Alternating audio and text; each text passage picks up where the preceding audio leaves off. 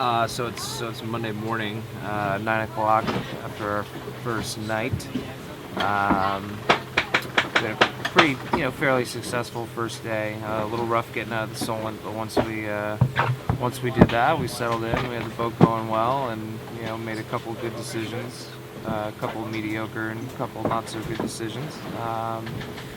Sailed into one of those bays, between the headlands, kind of a smaller one on a nice left angle, looking for some right to come out, and all we really got was neutral, which was kind of a bummer.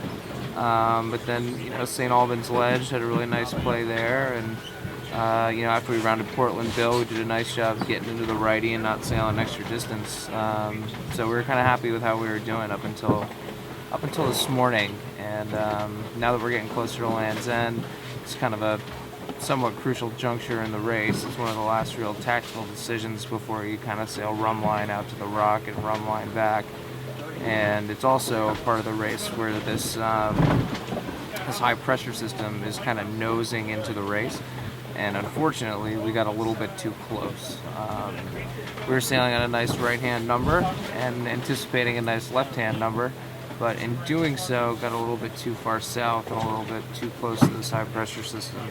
So what you can see here is kind of one of the biggest mess-ups of the race for us so far. I like to call them, kind of seagulls of sorts. We got a bad-looking seagull here where we started to sail headed and then tacked onto a header because it was really all we could do because it was getting exponentially worse. As you can see, it'd probably be a little bit better had we tacked maybe 45 minutes earlier and kind of cut this corner a little bit. But at the end of the day, it is what it is. It seemed like a tragedy at the time. It still does now, but getting over it, sailing the boat as best we can now. We're in our slot, and away we go.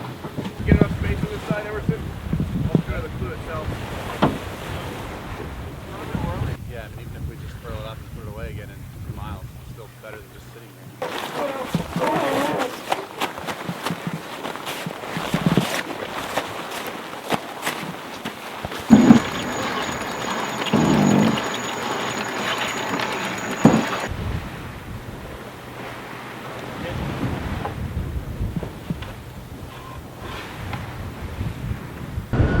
26 hours into this race, 27 hours into the race, something like that.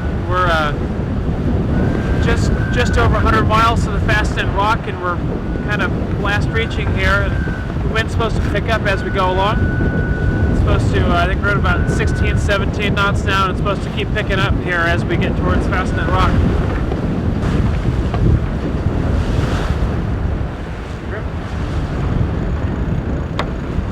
I'm pretty excited to see the Fastnet. I'm bummed it's going to be at dark, though.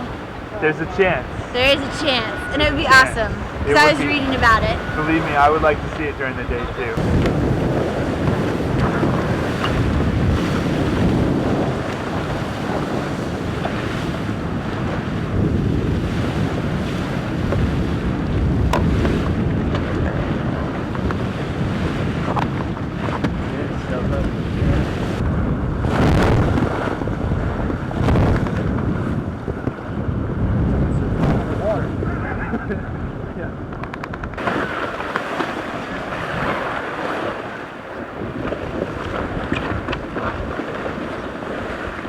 Watch up! Yep. Leech!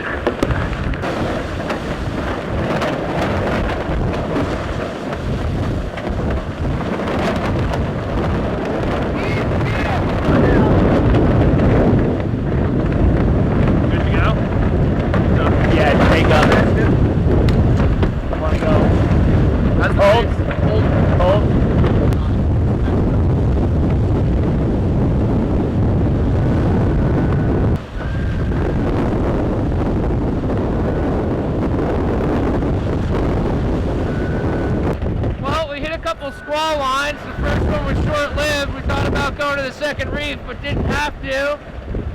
Second one came in. It's a little more sustained. The boat seems a lot happier in the second reef.